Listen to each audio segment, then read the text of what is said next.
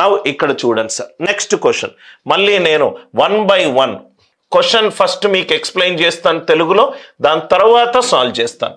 Again Anil Nairs వే. ఈ క్వశ్చన్ని నేనైతే ఎలా చూస్తాను చూడండి sir. Anil Nairs way first క్వశ్చన్ని డీటెయిల్డ్గా ఎందుకు ఎక్స్ప్లెయిన్ చేశానో మీకు ఇప్పుడు అర్థమవుతుంది సార్. ఒకసారి చూడండి. Population of a village has increased annually at the rate of 25%.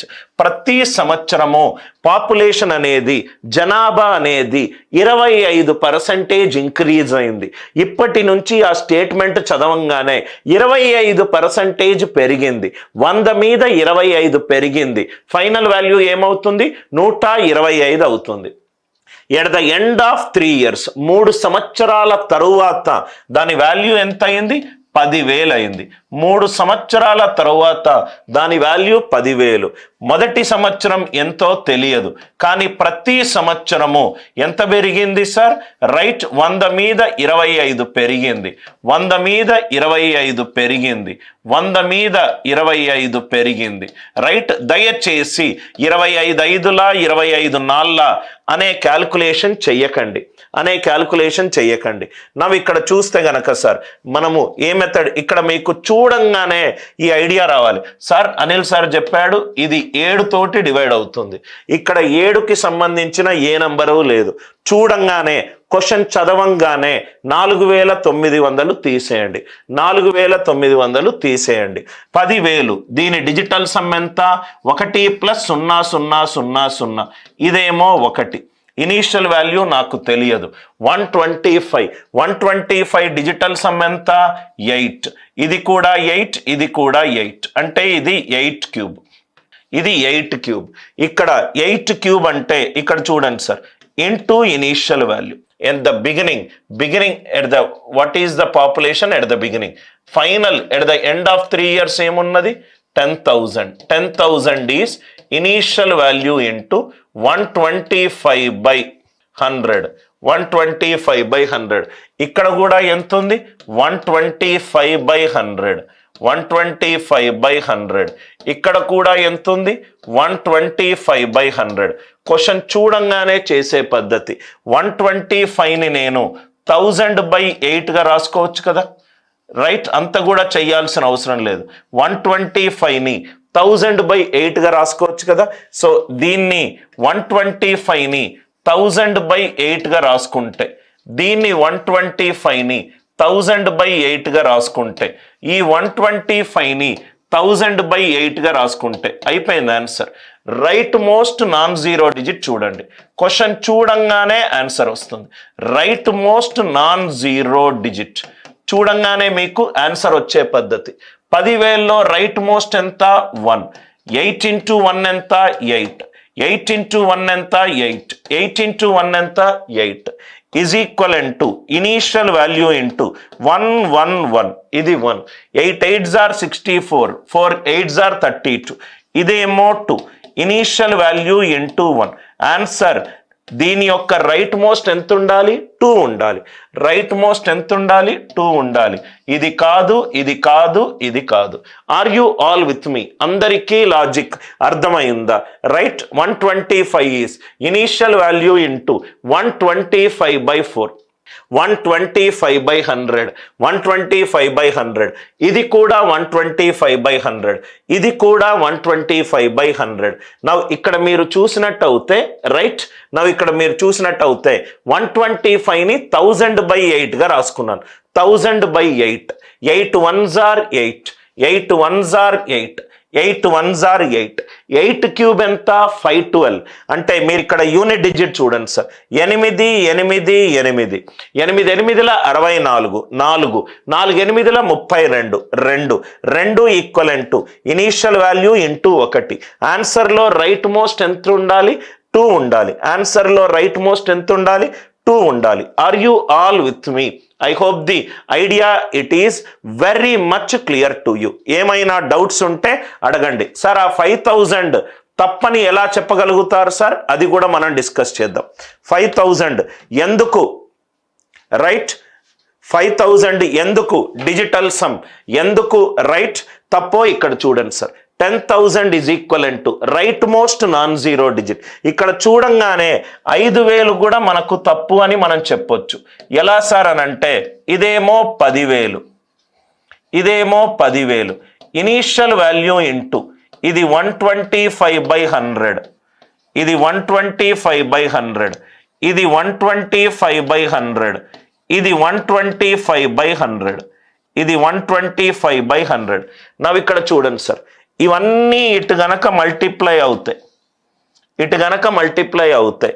ఈ 100లో 4 అనే నంబర్ ఉన్నది, ఈ 100లో 4 అనే నంబర్ ఉన్నది, ఈ 100లో 4 అనే నంబర్ ఉన్నది.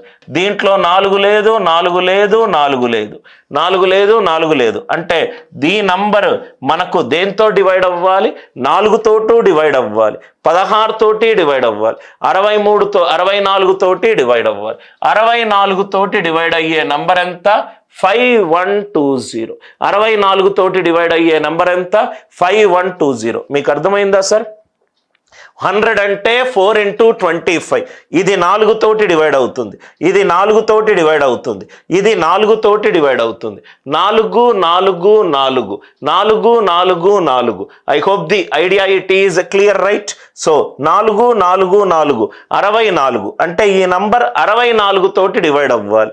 64 8ల 512. I hope it is clear. ఎప్పుడైతే మీకు డిజిటల్ సమ్ మ్యాచ్ అయ్యి తొందరపడి ఆ ఆన్సర్ వేసుకున్నారో, ఎప్పుడైతే మీరు ఇక్కడ 5,000 వేసుకున్నారో, 5,000 వేసుకున్నారో, మీకు ఆటోమేటికల్గా లాజిక్ అర్థం కావాలి.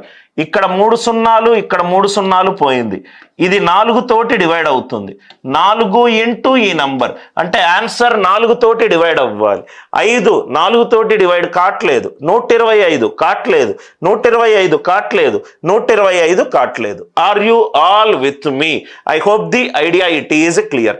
అంటే ఎందుకు సార్ ఈ క్వశ్చన్ మనం డిస్కస్ చేశామంటే ఒక్కసారి ఇక్కడ చూడండి సార్, ఒక్కసారి ఇక్కడ రైట్ ఇక్కడ చూస్తే డిజిటల్ సమ్ మెథడ్లో మీకు ఎందుకు ఇక్కడ డౌట్, చాలా ఇంపార్టెంట్ డౌట్ సార్, చాలా ఇంపార్టెంట్ డౌట్ ఇది. చాలా మంది డిజిటల్ సమ్ ద్వారా మ్యాచ్ కావట్లేదు అని మీరు అనుకోవచ్చు, రైట్? ఆ డౌట్ కూడా నేను మీకు ఇక్కడ ఎక్స్ప్లెయిన్ చేస్తాను. ఫైనల్లో ఎంత ఉంది సార్? 10,000. ఇనీషియల్ వాల్యూ ఇంటూ ఇది ఎంత ఉంది? 125/100. మొదటి సంవత్సరానికి, రెండో సంవత్సరానికి, మూడో సంవత్సరానికి. 10,000 equivalent to initial value into 125/100 power 3. భాజనీయత సూత్రము కాన్సెప్ట్ కూడా మీకు అర్థమైంది కదా సార్?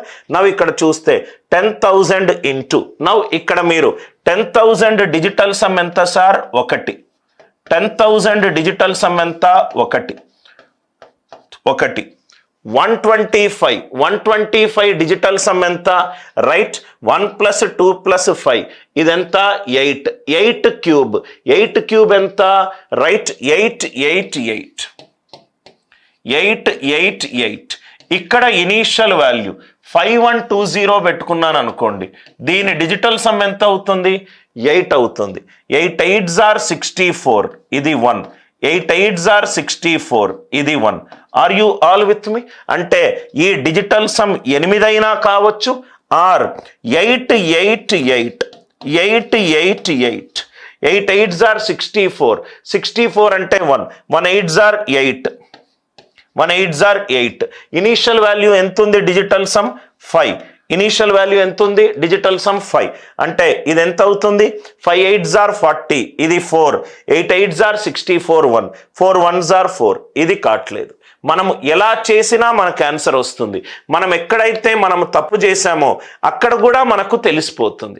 అక్కడ కూడా మనం ప్రాబ్లం సాల్వ్ చేసేటప్పుడు మనకు కాన్సెప్ట్స్ మీద పట్టున్నప్పుడు ఇమీడియట్గా 4,900 తప్పని చెప్తాం. ఎందుకంటే రైట్ హ్యాండ్ సైడ్లో 7కి సంబంధించి ఏ నెంబర్ లేదు కాబట్టి 4,500 తప్పని చెప్తాం. లెఫ్ట్ హ్యాండ్ సైడ్ 3 తోటి భాగింపబడట్లేదు, రైట్ హ్యాండ్ సైడ్ కూడా 3 తోటి భాగింపబడకూడదు. సో ఈ 2 చూడంగానే తప్పని చెప్తాం. 5,000 కొంచెం మీరు లాజికల్గా ఆలోచించండి సార్. ఇక్కడ 5,000 గనక పెట్టుకుంటే ఇక్కడ 5,000 పెట్టుకుంటే ఇక్కడ 3 సున్నాలు 3 సున్నాలు కింద ఈక్వేట్ అయిపోయింది. ఇక్కడ 5 × 125 హోల్ క్యూబ్, ఇక్కడేమో ఇంకో 3 సున్నాలు మిగిలింది. దాంట్లో 4 అనే నంబర్ తోటి డివైడ్ అవుతుంది. పైన ఏమో 5 × 125, దాంట్లో 4 సంబంధించిన నంబర్ లేనే లేదు. కొంచెము క్యాల్కులేషన్ మిస్టేక్ ఏం చేసినా కానీ మీకు క్లియర్గా అర్థమవుతుంది. అందరికీ I hope the idea it is very much clear, right? మీరు ఎక్కడ స్ట్రక్ అయినా కానీ ఏ లాజిక్స్ యూస్ చేసుకోవచ్చు? Right most non zero digit use చేసుకోవచ్చు. Right most non zero digit use చేసుకోవచ్చు. ఇంకోటి ఏది యూస్ చేశాను ఇక్కడ? డివిజిబిలిటీ రూల్ ఒకటి యూస్ చేశాను. ఏదైనా డౌట్స్ ఉంటే కామెంట్ సెక్షన్లో అడగండి sir. Any clarity it is there. Right most non zero digit, divisibility rule, right, and digital sum. ఏదైనా మీరు యూస్ చేసినా, మీరెక్కడ 2 క్వశ్చన్స్కి కన్ఫ్యూజ్ అయినా ఇంకో మెథడ్ టక్కున తీసేసి, సపోజ్గా రైట్ ఒక బాణం విసిరారు, కరెక్ట్ గోల్ జరగలేదు, కొంచెం ఇటు జరిగి కరెక్ట్ డెస్టినేషన్కి వెయ్యండి. అందరికీ logic, right? I hope the idea it is very much clear. Second question, అందరికీ I hope the idea it is clear.